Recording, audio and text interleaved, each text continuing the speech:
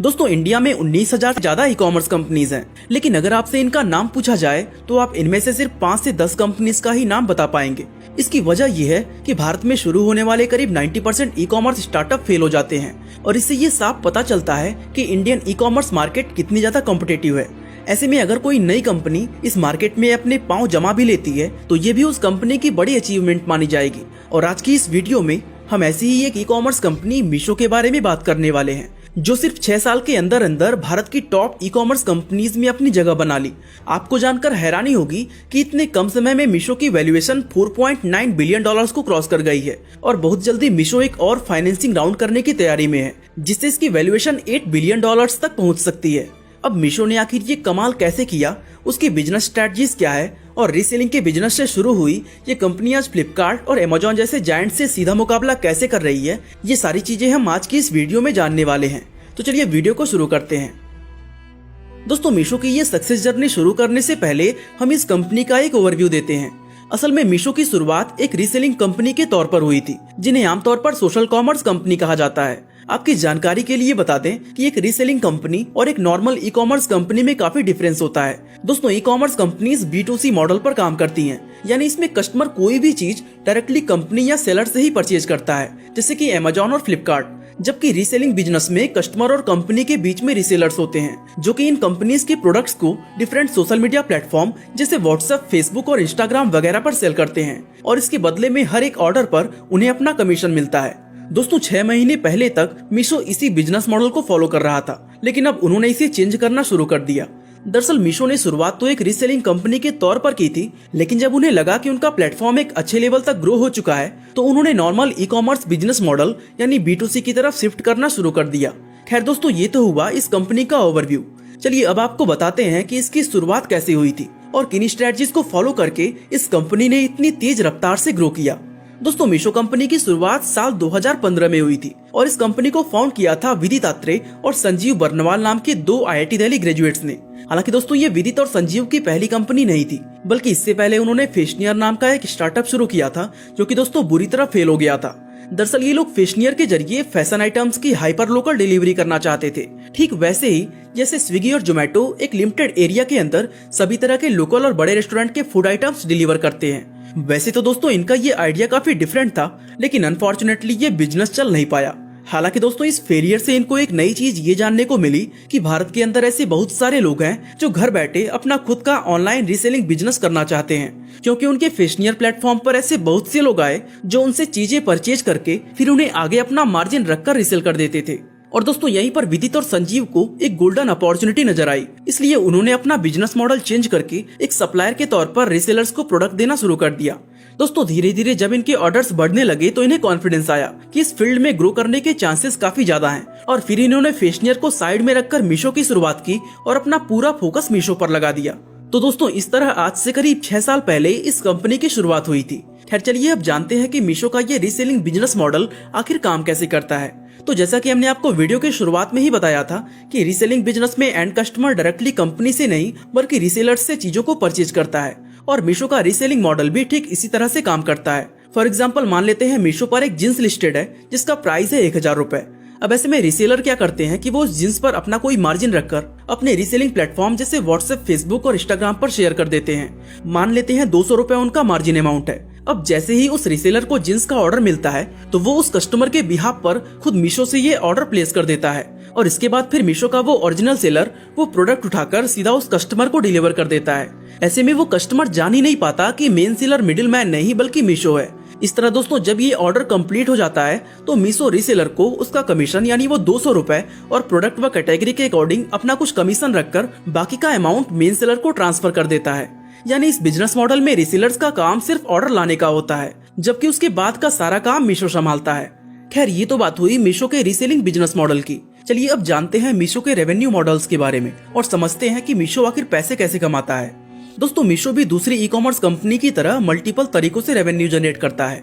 अब इसके revenue generation का एक तरीका हम आपको पहले ही बता चुके हैं कि ये हर एक ऑर्डर पर सेलर्स से अपनी कमीशन चार्ज करता है और दोस्तों ये कमीशन ही मीशो के रेवेन्यू जनरेट करने का मेन तरीका है, क्योंकि मीशो का करीब 50% रेवेन्यू सिर्फ इसी कमीशन से आता है। इसके अलावा दोस्तों पेनाल्टी चार्जेस मीशो के रेवेन्यू जनरेट करने का दूसरा तरीका है। दरअसल जो सेलर्स टाइम पर प्रोडक्ट को शिप नहीं कर पाते या फिर प्रोडक्ट की क्वालिटी को मेंटेन नहीं रखते, तो मीशो इसके बदले में उन सेलर्स पर पेनाल्टी चार्ज करता है। और दोस्तों ये पेनाल्टी अमाउंट कंपनी के लिए सीधा सीधा प्रॉफिट होता है। इसके बाद दोस्तों मीशो के पैसा कमाने का तीसरा तरीका है लॉजिस्टिक्स। जैसा कि हमने आपको बताया कि ऑर्डर को शिप और डिलीवर करने का काम खुद मीशो करता है और इसके लिए उसने कई अलग अलग लॉजिस्टिक कंपनीज के साथ टाई अप किया हुआ है और इसके बदले में ये कंपनीज हर एक डिलीवरी पर मीशो को कुछ कमीशन देती हैं और इस तरह लॉजिस्टिक्स मीशो की एक अर्निंग सोर्स बन जाती है। इसके अलावा दोस्तों मीशो अपने प्लेटफॉर्म पर एडवर्टाइजिंग के जरिए भी पैसा कमाता है। दोस्तों जिन सेलर्स को अपनी सेल्स बढ़ानी होती है वो मीशो पर अपने प्रोडक्ट्स को प्रमोट करवाते हैं, जिससे किसी प्रोडक्ट को मीशो पर सर्च करने पर उनका प्रोडक्ट लिस्ट में सबसे ऊपर रैंक करे। दोस्तों सेलर्स को ये एड सर्विस प्रोवाइड करने के बदले में मीशो उनसे अच्छा खासा फी चार्ज करता है और ये उसके रेवेन्यू जनरेट करने का चौथा मॉडल है। अब दोस्तों ये तो समझ आ गया कि मीशो पैसा कैसे अर्न करता है, लेकिन अब सवाल ये आता है कि मीशो की इस कामयाबी का राज क्या है और आखिर ऐसी कौन सी स्ट्रैटेजी है जिन्हें अपनाकर इस कंपनी ने इतनी तेज रफ्तार से ग्रो किया है। तो दोस्तों आपको बता दें कि मीशो की इस सफलता का सबसे बड़ा राज ये है कि इस कंपनी ने शुरुआत से ही अपना मेन फोकस पैसे कमाने की जगह लोगों की प्रॉब्लम्स को सॉल्व करने पर रखा। कंपनी के फाउंडर्स विदित और संजीव ने जब देखा कि भारत में ऐसे बहुत सारे लोग हैं जो रीसेलिंग तो करना चाहते हैं, लेकिन उनके पास कोई ऐसा बड़ा प्लेटफॉर्म मौजूद ही नहीं है जो स्पेशली रीसेलिंग के लिए ही बनाया गया हो, तो ऐसे में उन्होंने मीशो को खास तौर से सिर्फ रीसेलर्स को ध्यान में रखकर डिजाइन किया और उसमें कई सारे ऐसे फीचर्स ऐड किए जो रीसेलर्स को दूसरे किसी भी प्लेटफॉर्म पर नहीं मिलते हैं। दरअसल दोस्तों मीशो को इस तरह से डिजाइन किया गया है कि रीसेलर्स अपने व्हाट्सएप, फेसबुक और इंस्टाग्राम जैसे प्लेटफॉर्म पर इसके पूरे कैटलॉग को बेहद ही आसानी से शेयर कर सकते हैं। इसके साथ साथ दोस्तों मीशो ने अपने यूजर इंटरफेस को भी काफी सिंपल रखा, जिसके चलते कम पढ़े लिखे लोग भी इस प्लेटफॉर्म पर आसानी से रीसेलिंग करने लगे। इसके अलावा दोस्तों मीशो की एक सबसे बड़ी खूबी ये है कि यहाँ रीसेलर्स प्रोडक्ट पर अपना मार्जिन खुद ही तय कर सकते हैं, यानी रीसेलर्स को पूरी आजादी है कि वो प्रोडक्ट्स पर अपने हिसाब से जितना चाहे उतना प्रॉफिट कमा सकते हैं। और अपने इन्हीं सभी फीचर्स की वजह से देखते ही देखते इस प्लेटफॉर्म पर रीसेलर्स की गिनती लाखों से करोड़ों में पहुंच गई। इस सब के अलावा दोस्तों मीशो की इस ग्रोथ में जिस एक चीज ने सबसे अहम रोल निभाया वो थी इसकी मार्केटिंग स्ट्रेटजी और कैंपेनिंग।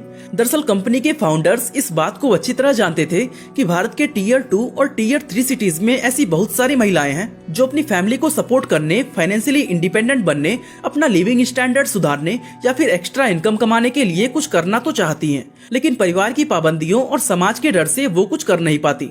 ऐसे में इन महिलाओं को ऐसा कुछ चाहिए था जिसकी हेल्प से वो बिना कोई पैसा इन्वेस्ट किए और बिना अपने घर से बाहर जाए सिर्फ अपने फोन के जरिए अर्निंग कर सके। और एग्जैक्टली यही चीज मीशो ने इन महिलाओं को प्रोवाइड की। साथ ही दोस्तों मीशो को शुरुआत से ही इस तरह से प्रमोट किया गया कि ये प्लेटफॉर्म खास तौर से महिलाओं के लिए ही बनाया गया है।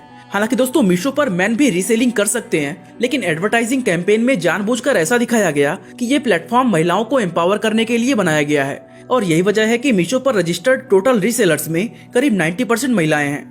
अब दोस्तों इस तरह की मार्केटिंग करने का कंपनी को सबसे बड़ा फायदा ये हुआ कि इसे फंडिंग बड़े ही आसानी से मिल गई, क्योंकि मीशो ने अपनी इमेज मार्केट में इस तरह बनाई जहां उसका पर्पस गांवों और कस्बों में रहने वाली महिलाओं को एम्पावर करना और लोगों को एक नया रोजगार देना था। क्योंकि जब भी कोई ब्रांड इस तरह का अच्छा काम करता है तो फिर उसे फंडिंग मिलने में दिक्कत नहीं होती है। दोस्तों अब लास्ट में सवाल ये आता है कि अगर मीशो के लिए सब कुछ अच्छा चल रहा था तो उसने फिर अपना बिजनेस मॉडल चेंज क्यों किया, यानी वो सोशल कॉमर्स से एक ई कॉमर्स प्लेटफॉर्म में कन्वर्ट क्यों हो गया।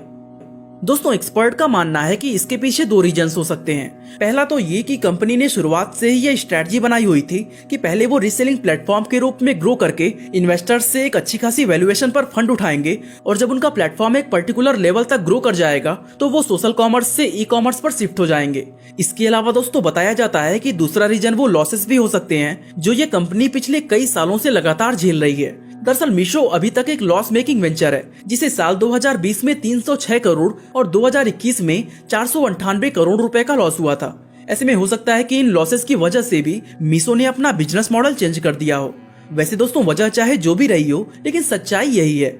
आप एक कस्टमर के नजरिए से खुद सोचिए कि जो प्रोडक्ट आपको डायरेक्टली मीशो पर 100 रुपए में मिल रहा है, आप उसी सेम प्रोडक्ट को किसी रिसेलर से 150 रुपए में क्यों खरीदेंगे। और यही वजह है कि पिछले 6 से 8 महीनों तक मीशो का जो रेवेन्यू मॉडल सिर्फ रीसेलिंग पर डिपेंडेंट था, आज उसका 75% से ज्यादा रेवेन्यू डायरेक्ट सेलिंग से आ रहा है। बाकी आज के लिए बस इतना ही। आपका बहुमूल्य समय देने के लिए बहुत बहुत धन्यवाद।